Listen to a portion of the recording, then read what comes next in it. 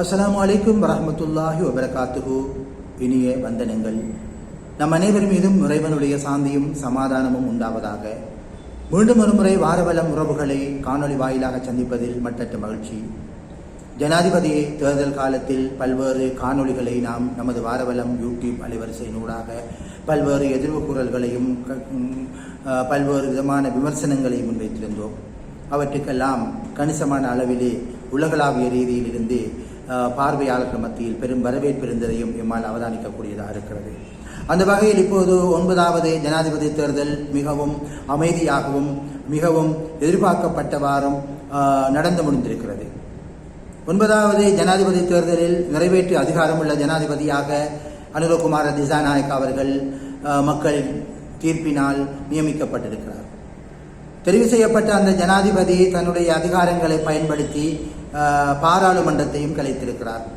பாராளுமன்றம் கலைக்கப்பட்டதற்கு பிற்பாடு புதிய பாராளுமன்ற உறுப்பினர்கள் யார் யார் தெரிவு செய்யப்படுவார்கள், எந்தெந்த கட்சி அதிகமான ஆசனங்களை எடுக்கும், ஆட்சியை யார் அமைப்பார்கள் என்கின்ற வாத பிரதிவாதங்கள் மக்கள் மத்தியிலும் ஆய்வாளர்கள் மத்தியிலும் இடம்பெற்று வருவதை காணக்கூடியதாக இருக்கிறது. எதிர்வருகின்ற நவம்பர் மாதம் 14ஆம் தேதி பாராளுமன்ற தேர்தல் இடம்பெற இருக்கிறது. அக்டோபர் மாதம் 4ஆம் தேதி முதல் 11ஆம் தேதி வரை அதற்கான வேட்புமனு தாக்கல்கள் இடம்பெற இருக்கின்றன. இந்த நிலையில் பாராளுமன்ற உறுப்பினர்களாக வருவதற்காக எந்தெந்த கட்சிகளில் யார் போட்டியிட இருக்கின்றார்கள் என்கின்ற எதிர்வு கூறல்களும் அதே நேரம் கட்சிகளுக்குடையான தெரிவுகளும் தொடர்ந்தேர்ச்சியாக இடம்பெற்று ஆங்காங்கே ரகசிய கூட்டங்களும் சந்திப்புகளும் இடம்பெற்ற வண்ணம் இருக்கின்றன. 225 பேரை கொண்ட இந்த பாராளுமன்றத்திலே 169 தொகுதிகளுக்காக 169 தொகுதிகளில் இரட்டை அங்கத்தவர் தொகுதிகளையும் சேர்க்கின்ற போது 196 தொகுதிகளாக மாறி 196 தொகுதிகளிலும் இருந்து 196 பாராளுமன்ற உறுப்பினர்கள் தெரிவு செய்யப்பட இருக்கிறார்கள். 29 தேசிய பட்டியல் உறுப்பினர்களை இணைத்ததாக 225 பாராளுமன்ற உறுப்பினர்களை கொண்டதாக பாராளுமன்றம் அமையும். அந்த வகையில் இப்போது 196 பாராளுமன்ற உறுப்பினர்கள் தெரிவு செய்வதற்காக நடைபெற இருக்கின்ற இந்த பாராளுமன்ற தேர்தலிலே யார் வெற்றி பெறுவார்கள், யார் கூடுதலான ஆசனங்களை கைப்பற்றப் போகிறார்கள் என்கின்ற கேள்விதான் இப்போது ஊடகங்களுக்கூடாகவும் ஆய்வாளர்களுக்கூடாகவும் எழும்பியிருக்கின்ற மிகப்பெரிய எதிர்வு கூறுகின்ற கேள்வியாக இருக்கிறது. நடைபெறப் போகின்ற பாராளுமன்ற தேர்தலில் பழமைவாத, மரபு சார்ந்த, பாரம்பரிய, இனவாத ரீதியாக, மத ரீதியாக, பிராந்திய ரீதியாக, பிரதேச ரீதியாக வாதங்களை பரப்புகின்ற கட்சிகள் கூடுதலாக மக்களால் நிராகரிக்கக்கூடிய ஒரு சூழ்நிலை இருக்கிறது. 2024 ஜனாதிபதி தேர்தலுக்கு முற்பட்ட காலத்தில் அவ்வாறான ஒரு சூழ்நிலை இருக்கவில்லை. இன ரீதியான, மத ரீதியான, வேறு சிந்தனை போக்குடைய கட்சிகளுக்கெல்லாம் பாரிய சாதகமான சூழ்நிலை இருந்து வந்ததை நாம் அவதானிக்கலாம். ஆனால் 2024ஆம் ஆண்டு தேசிய மக்கள் சக்தியினுடைய ஜனாதிபதி வேட்பாளர் அனுரகுமார திசாநாயக்க அவர்கள் ஜனாதிபதியாக தெரிவு செய்ததற்கு பிற்பாடு இலங்கையினுடைய அரசியல் போக்கிலே பாரிய மாற்றங்கள் எழ ஆரம்பித்திருக்கின்றன. இன்றைய காலங்களில் இளைஞர்களுடைய முற்போக்கு சிந்தனையுடைய ஊழலை, அதிகார துஷ்பிரயோகத்தை எதிர்க்கின்றவர்களுடைய பார்வை, சிந்தனை போக்கு அரசியல் ரீதியாக மாறுபட்டிருக்கிறது. ஆக எதிர்வரப்போகின்ற இந்த பாராளுமன்ற தேர்தலில் அதிகமானவர்களுடைய கருத்தின்படி பாரம்பரிய கட்சிகளும் பழமைவாத சிந்தனையாளர்களும் மத ரீதியாக, இன ரீதியாக சிந்திக்கின்ற அரசியலாளர்களும் ஓரங்கட்டப்படுவதற்கான முஸ்தீபுகள் இப்போதிருந்தே பல்வேறு இடங்களில் நடைபெற்று வருவதை நம்மால் அவதானிக்கக்கூடியதாக இருக்கிறது. அந்த வகையில் இப்போது மக்களுடைய, இளைஞர்களுடைய, மாற்று சிந்தனையாளர்களுடைய சிந்தனை வேறு திசையிலே போய்கொண்டிருக்கிறது. அனுரகுமார திசாநாயக்க அவர்களுடைய ஜனாதிபதி பதவியேற்பின் பிற்பாடு பாரிய மாற்றங்களை அரசியல் ரீதியாக காணக்கூடியதாக இருக்கிறது. அந்த வகையில் இப்போது 113 ஆசனங்களை யார் கைப்பற்றப் போகிறார்கள், 113 ஆசனங்களை தேசிய மக்கள் சக்தியினால் கைப்பற்ற முடியுமாக இருக்கின்ற அளவுக்குத்தான் பாராளுமன்ற அதிகாரம் அவர்களுடைய கைக்கு செல்லும். ஆகவே 113 ஆசனங்களை தேசிய மக்கள் சக்தி கைப்பற்றுமா என்கின்ற ஒரு கேள்வி இருக்கிறது. ஆரம்பத்திலும் இந்த கேள்வி இருந்து வந்தது.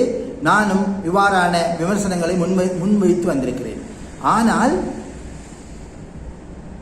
ஜனாதிபதியாக அனுரகுமார திசாநாயக்கா தெரிவு செய்யப்படுவதற்கு சுமார் 58 லட்சம் வாக்குகளை அவர் பெறுகின்ற போது அந்த கேள்விக்கான எதிர்பார்ப்பு இல்லாமல் போயிருப்பதை போல் நமக்கு படுகிறது.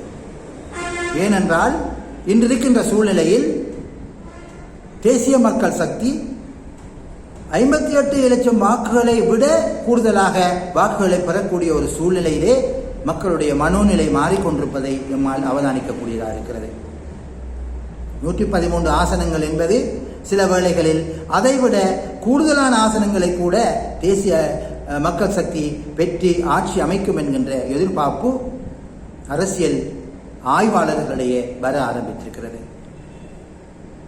பாரம்பரிய கட்சிகள், நான் ஏற்கனவே சொன்னதை போல பழமைவாத சிந்தனை போக்குடைய கட்சிகள் எல்லாம் நிராகரிக்கப்படுகின்ற போது மாற்று சிந்தனையாளர்கள் அல்லது புதிய சிந்தனை போக்குடைய இளைஞர்கள் அல்லது ஊழலை அதிகாரத்து சுயோகத்தை எதிர்ப்பவர்கள் களத்துக்கு வருகின்ற போது அந்த களத்திலே அவர்களுக்குரிய பாரிய ஆதரவு அலை இருப்பதையும் அவதானிக்கக்கூடியதாக இருக்கிறது.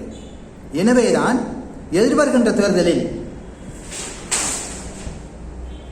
தேசிய மக்கள் சக்தி அதிகமான ஆசனங்களை தனித்துவமாக நின்று எவ்வாறு அவர்கள் ஜனாதிபதி தேர்தலில் எந்த கட்சிகளோடும் சேராமல் சிறுபான்மை கட்சிகளோடோ இன ரீதியான மத ரீதியிலான பிராந்திய ரீதியிலான கட்சிகளோடு சேராமல் தனித்துவமாக 3 பாராளுமன்ற உறுப்பினர்களை மாத்திரம் வைத்துக் கொண்டு எவ்வாறு அவர்களால் இச்சாதனையை நிலைநாட்ட முடிந்ததோ அதைவிட பன்மடங்கு வாக்குகளை பெறக்கூடிய ஒரு சூழ்நிலைக்கு அவர்களுடைய செயற்பாடுகள் என்று மாறி வருவதையும் அவதானிக்கக்கூடியதாக இருக்கிறது.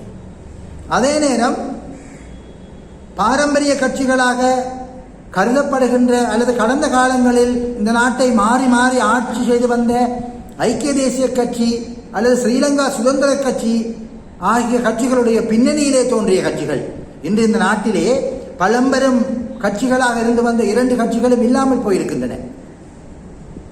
வாக்குச்சீட்டை எடுத்து பார்க்கின்ற போது அதில் யானை சின்னமோ கை சின்னமோ இப்போது இருப்பதில்லை.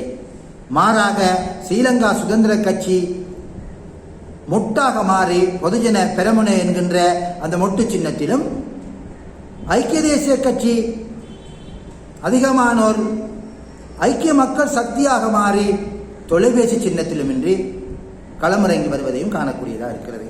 இந்த நிலையில் கடந்த தேர்தலோடு ஒப்பிடுகின்ற போது 24 நடைபெற்ற ஜனாதிபதி தேர்தலோடு ஒப்பிடுகின்ற போது 2020ஆம் ஆண்டு பாராளுமன்ற தேர்தலில் 134 ஆசனங்களை கொண்டிருந்த பொதுஜன பெரமுன ஜனாதிபதி தேர்தலில் அவர்களுக்கு கிடைக்கின்ற வாக்கை வைத்து பார்க்கின்ற போது ஒரு ஆசனமும் தேசிய பட்டியலிலே இன்னொரு ஆசனமுமாக 2 ஆசனங்களைத்தான் பெறக்கூடிய ஒரு சூழ்நிலை இருக்கிறது. ஏனென்றால் அவர்களுக்கு சுமார் 3 லட்சம் வாக்குகள் தான் ஜனாதிபதி தேர்தலில் கிடைத்திருக்கின்றன. ஆனால் அவற்றை நாம் பாராளுமன்ற தேர்தலோடு ஒப்பிட்டு பார்க்க முடியாது. ஆனாலும் அந்த 134 ஆசனங்களும் இப்போது தக்க வைக்கப்படுமா என்றால் அது மிகப்பெரிய கேள்வியாகவே இருக்கிறது. அதே நேரம் ஐக்கிய மக்கள் சக்தி கடந்த தேர்தலில் 54 ஆசனங்களை பெற்றுக் கொண்டது. அப்போது அவர்களுக்கு 27 லட்சம் வாக்குகள் கிடைத்திருந்தன. கடந்த ஜனாதிபதி தேர்தலில் 2019 சஜித் பிரேமதாஸ் அவர்களுக்கு 55 லட்சம் வாக்குகள் கிடைத்து பின்னர் அது 2024 மாறுகின்ற போது பாராளுமன்ற தேர்தலில் 27 லட்சம் வாக்காக குறைவடைந்திருந்தது. அந்த நிலையில் இப்போது இருக்கின்ற நடந்து முடிந்த ஜனாதிபதி தேர்தல் வாக்குகளை 45 லட்சம் வாக்குகளை பார்க்கின்ற போது அது 54 ஆசனங்களை பெற்றுக் கொடுக்குமா என்கின்ற ஒரு கேள்வி இருக்கிறது. சில வேளைகளில் 27 லட்சம் 2019ஆம் ஆண்டு ஐக்கிய மக்கள் சக்தியினால் பெறப்பட்ட அந்த வாக்குகளுக்கு 54 ஆசனங்கள் கிடைக்கின்ற போது ஒட்டுமொத்தமாக ஜனாதிபதி தேர்தலிலே கிடைத்த 45 லட்சம் வாக்குகளும் மீண்டும் அவர்களுக்கு கிடைக்குமாக இருந்தால் அதிலே சில வேளைகளில் அவர்கள் 87 ஆசனங்களை பெறக்கூடிய ஒரு சூழ்நிலையும் இருக்கும்.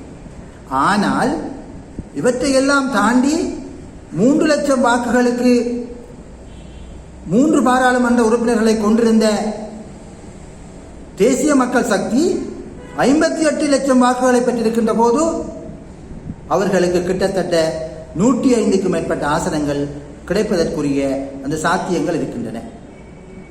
ஆகவே அந்த 105 ஆசனங்களும் எங்கிருந்து வரப்போகின்றன என்று நாம் திரும்பி பார்க்கின்ற போது பொதுஜன பெரமுனவுக்குள் இருந்தும் ஐக்கிய மக்கள் சக்திக்குள் இருந்தும் ஏனைய சிறுபான்மை கட்சிகளுக்குள் இருந்து தான் வரப்போகின்றன. ஆகவே ஐக்கிய மக்கள் சக்தி, பொதுஜன பெரமுன, ஏனைய மதசார்பான இன ரீதியிலான மலையகத்திலே உள்ள கட்சிகளை உடைத்து அந்த வாக்கு வங்கிகளுக்குள் இருந்துதான் வாக்குகளை பெற்று தேசிய மக்கள் சக்திக்கு பாராளுமன்ற ஆசனங்கள் வந்து சேரப்போகின்றன. ஆகவே 3 ஆசனங்கள் 113 ஆசனங்களாக மாற வேண்டுமாக இருந்தால் 110 ஆசனங்களை இவர்கள் அங்கிருந்துதான் பெற வேண்டியிருக்கிறது. பொதுஜன பெரமுன, ஐக்கிய மக்கள் சக்தி, ஸ்ரீலங்கா முஸ்லிம் காங்கிரஸ், அகில இலங்கை மக்கள் காங்கிரஸ், மலையகத்திலே மலையகம் சார்ந்த இலங்கை தொழிலாளர் காங்கிரஸ், அதே போன்று தமிழ் முற்போக்கு கூட்டணி, இன்னும் சிறிய கட்சிகள் எல்லாம் இவ்வாறு ஆசனங்களை இழக்கின்ற போதுதான் தேசிய மக்கள் சக்தி 113க்கும் மேற்பட்ட ஆசனங்களை பெற்றுக்கொள்ள முடியும், ஏதுவாகவும் இருக்கும். ஆகவேதான் இந்த தேர்தல் பாரம்பரிய பழமைவாத கட்சிகளுக்கெல்லாம் பெரும் பின்னடைவை ஏற்படுத்த போகின்ற ஒரு தேர்தலாக இருக்கும் என்பது அரசியல் அவதானிகளுடைய கருத்தாக இருக்கிறது. ஆகவே எதிர்பார்க்கின்ற மாற்றங்கள் நடைபெற்றுக் கொண்டே வருகின்றன. யாரும் எதிர்பார்க்காத அளவுக்கு ஜனாதிபதி தேர்தலில் அந்த மாற்றம் நிகழ்ந்திருக்கிறது. அதே போன்று பாராளுமன்ற தேர்தலிலும் மிகப்பெரிய ஒரு மாற்றம் ஏற்படுவதற்கான அறிகுறிகள் முஸ்தீபுகள் இப்போதே நடைபெற்று வருவதையும் நாம் ஆய்வாளர்கள் ஊடாகவும் அவதானிப்புகள் ஊடாகவும் காணக்கூடியதாக இருக்கிறது. எனவேதான் இன்றைய சூழ்நிலையில் தேசிய ரீதியாக மாகாண ரீதியாக எவ்வாறான வாக்குகளை தேசிய மக்கள் சக்தி பெற்றுக்கொள்ளப் போகிறது, அந்த பெற்றுக்கொள்ளுகின்ற வாக்குகளுக்கூடாக அவர்கள் எதிர்பார்க்கின்ற பாராளுமன்ற ஆட்சியை உறுதிப்படுத்துகின்ற 113க்கும் மேற்பட்ட ஆசனங்கள் கிடைக்குமா, அதற்கான அவர்கள் வேலை திட்டத்தை முன்வைத்து தற்போது நகர்ந்து கொண்டிருப்பதையும் காணக்கூடியதாக இருக்கிறது. எனவே புதிய ஜனாதிபதியின் வருகை அவர்களுடைய கட்டுப்பாட்டுக்குள் புதிய பாராளுமன்றத்தை கொண்டு வருமா, 113க்கும் மேற்பட்ட ஆசனங்களை அவர்கள் பெற்று நிலையான ஒரு அரசாங்கத்தை அமைத்து இந்த நாட்டு இளைஞர்களும் மாற்று சிந்தனையாளர்களும் எதிர்பார்க்கின்ற ஒரு நிலையை உருவாக்குவார்களா என்பதை நாம் பொறுத்திருந்துதான் பார்க்க வேண்டியிருக்கிறது. எனவே தொடர்ந்து நாம் இவ்வாறான காணொளிகளை உங்களுக்கு தந்து கொண்டே இருப்போம். எமது சேனலை நீங்கள் இதுவரை சப்ஸ்கிரைப் செய்யவில்லை என்றால் எமது சேனலை சப்ஸ்கிரைப் செய்து கொண்டு வார வல்லத்தோடு இணைந்து கொள்ளுமாறு கேட்கின்றோம். மீண்டும் ஒரு காணொளியில் உங்களை சந்திக்கும் வரை உங்களிடமிருந்து விடைபெற்றுக் கொள்வது உங்கள் அன்பு TL ஜௌஃபர் கான். நன்றி. அஸ்ஸலாமு அலைக்கும் வரஹ்மத்துல்லாஹி வபரகாத்துஹு. இனிய வந்தனங்கள்.